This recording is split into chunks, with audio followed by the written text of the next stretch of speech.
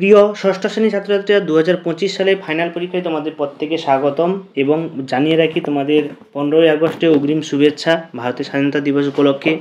তো দেখো, আজকে আমরা ভূগোলের 1 নম্বর স্কুলটা নিয়ে আলোচনা করব। তোমাদের ফাইনাল পরীক্ষা, সমস্ত প্রশ্নগুলো খুবই ইম্পর্টেন্ট।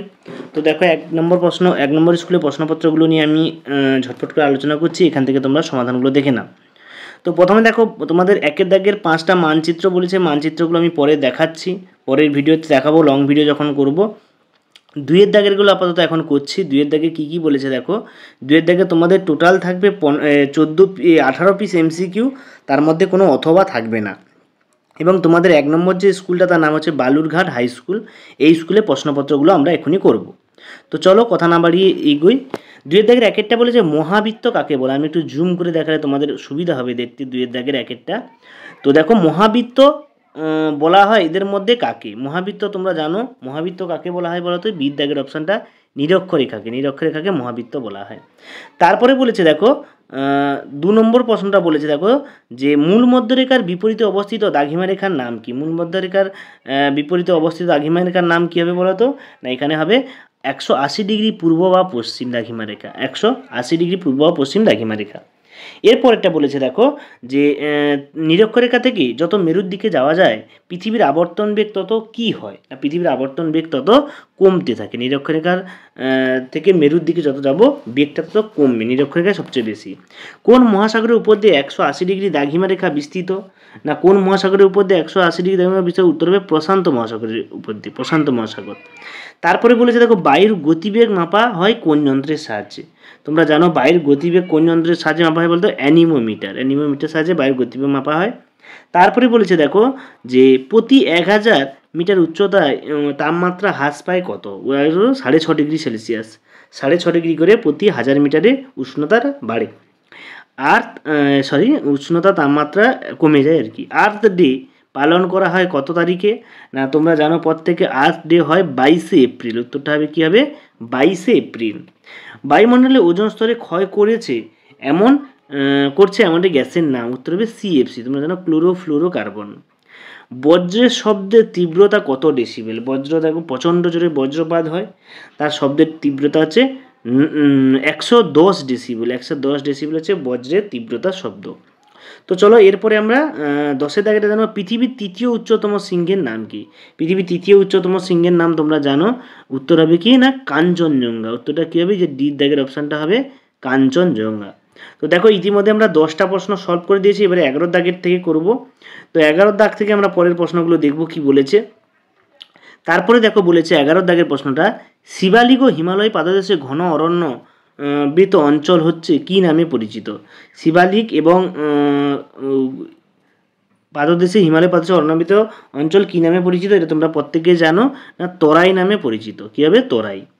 ব্রহ্মপুত্র নদী তিব্বতের কোথায় সাংপো নামে পরিচিত। তিব্বতে কী নামে পরিচিত। উত্তরটা হবে সাংপো। ডির দাগে অপশানটা হবে সাংপো নামে পরিচিত। পশ্চিমী ঝঞ্ঝাট, এটা জানো, পশ্চিমী ঝঞ্ঝাট দেখা যায় কোন কালে। না, শীতকালে। শীতকালে পশ্চিমী ঝঞ্ঝাটা দেখা যায়। তারপরে বলেছে দেখো, নীলগিরি পাহাড়ি অঞ্চলে কোন জনগোষ্ঠী বসবাস করে। নীলগিরি পাহাড়ি অঞ্চলে কোন জনগোষ্ঠী বসবাস করতে হবে। টোডা উপজাতি। নীলগিরিতে টোডা উপজাতি বসবাস করে।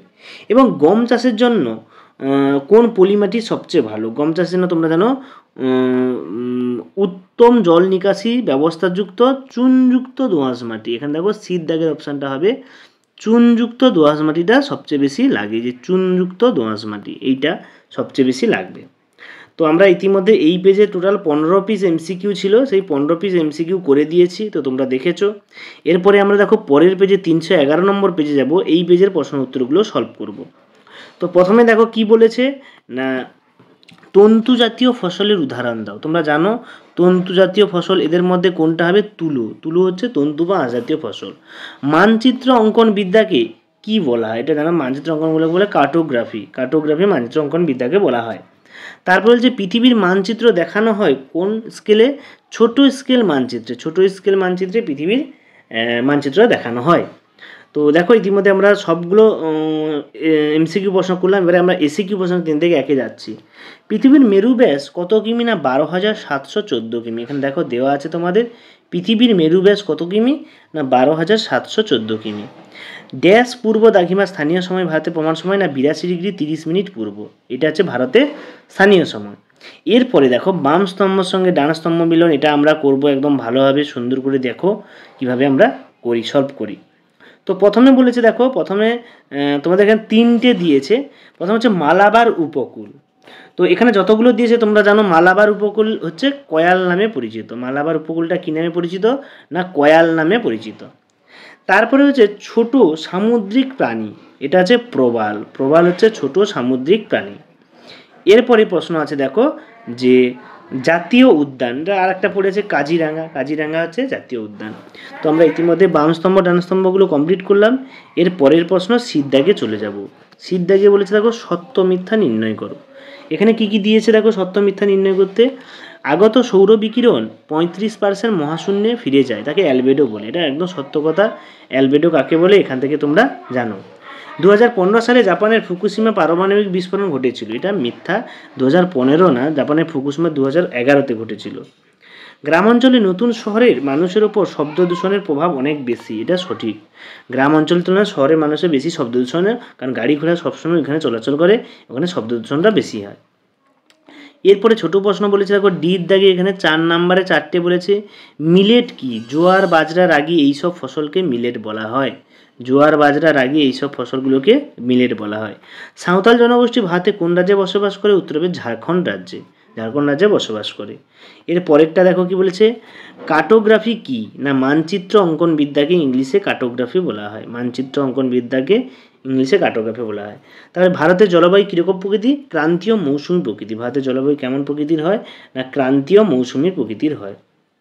তারপর দেখো তোমাদের প্রশ্ন দিয়েছে 4-এর দাগে 4 নম্বরের 2 নম্বরে 4টে দিয়েছে, 5-এর দাগে 3 নম্বরে 4টে দিয়েছে এবং 6-এর দাগে 5 নম্বরে 3টে। এই হচ্ছে তোমাদের টোটাল প্রশ্নপত্র। লং কোশ্চেনগুলো আমরা অন্য ভিডিওতে পরের পার্টে আলোচনা করব। যেহেতু এই ভিডিওটা অনেক বড় হয়ে গেছে তাই শর্ট ভিডিওগুলো এই পার্টে দিলাম, পরের পার্টে আমরা লং ভিডিওগুলো দেবো। তো দেখতে থাকো এবং যারা চ্যানেল নতুন অবশ্যই সাবস্ক্রাইব করবে, লাইক করবে, শেয়ার করবে বন্ধুকে। কোনো সমস্যা থাকলে কমেন্ট বক্সে জানাবে। দেখা যাচ্ছে পরের ভিডিওতে। পরের স্কুল নিয়ে আলোচনা করব। পরের দিন আমরা এই বান্ত্রা মধুসূদন পাল চৌধুরী উচ্চ বিদ্যালয় এই স্কুলটা আমরা সলিউশন করব।